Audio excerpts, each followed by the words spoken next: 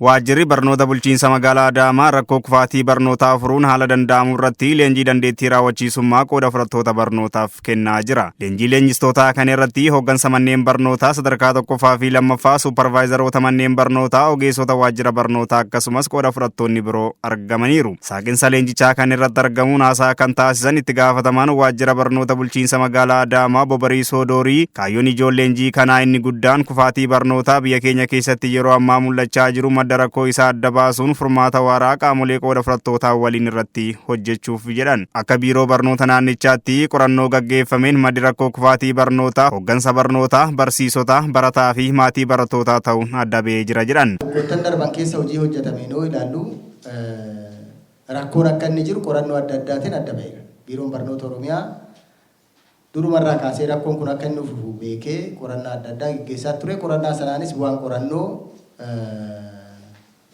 bu'uura godhate hanqinni sadarkaa adda addaatti akka jiru, hooggansa barnootaa bira akka jiru, barsiisaa bira akka jiru, barataa bira akka jiru, maatii bira akka jiru, hooggansa sadarkaan jiru bira immoo akka inni jiru adda ba'ee jira jechuudha.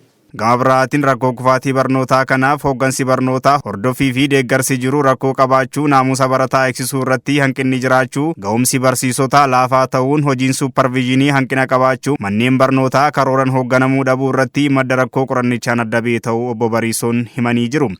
Hojiin baruuf barsiisuu daree keessaa keenyaa maal fakkaata? Hojiin madaallii barnootaa maal fakkaata? Hojiin deeggarsaaf hordoffii jiru maal fakkaata? Barsiisan hammam daree galee barsiisaa akkamitti itti qophaa'ee barsiisaa waan jedhamu kun sirriitti adda bahee yeroo adda addaatti isinis akkuma beektan miidiyaatiin darbee jira jechuudha. Kanaafuu rakkoo kana keessa turuun barbaachisaa miti jechuudha. Akka hooggansa yeroo kana carraa argatee barnoota hoogganaa jirutti mala maluun barbaachisaadha jechuudha. Mala maluun barbaachisaadha jechuudha. Kanaaf xiyyeeffannaa guddaa itti kennuun baay'ee barbaachisaadha waan ta'eef inni guddaan rakkoodha jedhamee kan adda bahe hooggansi manneen barnootaa keenyaa instructional leadership ta'ee hoogganuu hin dandeenye. Hooggansi barnootaa deeggarsaaf hordoffiin inni kennu baay'ee laafaadha. Hojiin supervisionii keessoo baay'ee gadi bu'aadha. Hojiin baruuf barsiisuu daree keessaa hoogganee cheeklistiidhaan hoogganee fiidbaakii kennee madaalee cimsaa fooyyessaa deemu rakkoo guddaadha. Naamusa barattootaa hordofuu irratti baay'ee rakkoo guddaatu jira.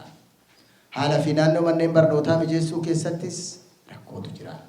Kanarraa kan ka'e gama instructional leadershiptiin hanqina guddaa akka qabnu adda baheera jechuudha. Kanaaf kanarratti hojiin supervisionii keenya keessattuu rakkoo inni qabu kanaan dura baramee biiroon barnoota Oromiyaa bifa caaseffama addaa gaggeessee jira. Akka magaalaa Adaamaattis kana rabaddii kutaalee magaalaa sadan irrattu kana raawwannee jira qormaatanii. Kanaaf erga rakkoo keenya barreeti, ka'umsa keenya erga barreeti maal gochuu qabnaa waan jedhamu irraa ka'ameet leenjiin bu'uura qorannoo geggeeffame hayyootaan geggeeffame bu'uura godhate leenjiin akkasii leenjii leenjistootaa yeroo adda addaatti biiroon kennaa ture. Leenjii kanaan booda manneen barnootaa nyaata barattootaa irratti xiyyeeffannoon hojjechuu, dorgaa dorgee barattootaa cimsuu, kilaba kubbaa miilaa cimsuu fi qusannoo baankii siinqee irratti xiyyeeffannoon hojjetamuu akka qabus kaasanii jiru. Sadarkaa tokkoffaarra warri jirtan manneen barnootaa daayirekteeronni rispoonsibilitiin jalqabaa nyaata manneen barnootaa isin bulchaa aanaa hojjetaa.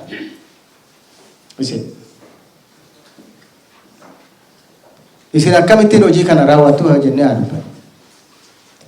Inni tokkoffaa gamtaan maatii jira, boordiin jira.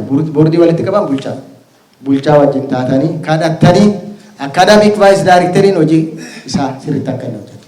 Inni vice directoriin hojii isaa akka inni hojjetu. Isin immoo hojii istiraateejii irratti xiyyeeffattanii isa sana gama akka deemtan hojiin inisheetii nyaata manneen barnootaa magaalaa Adaamaa keessa jiran hin jalqabne baay'ee. Naafaa fiduu nyaati naanufne atiin teessaa namni nyaata biraa si fide. Eessidhaan akkasii. Inni biraa dorgaa dorgeedha. Dorgaa dorgee kan naamusaa fi farra malaammaltummaa hojjaa duraarraa kaasee sagantaa gadi isinii bu'een hunduu hin geggeeffamaa jechuudha.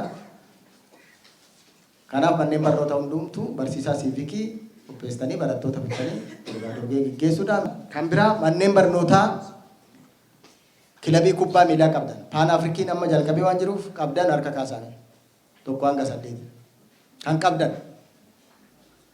Kilabii kubbaa miilaa kan qabdan. Manneen barnootaa kun ijoollee keessan hin qopheessitu barsiisaa ispoortiitiin. Kan biraa kan manneen barnootaa xiyyeeffannaa guddaa itti kennitan baankii siinqeeti. Qusannaa baankii siinqeeti. Leenjiin leenjistootaa kun guyyoota 4f kan kennamu ta'uu sagantaa ba'eerraa hubachuun dandeenyee jirra.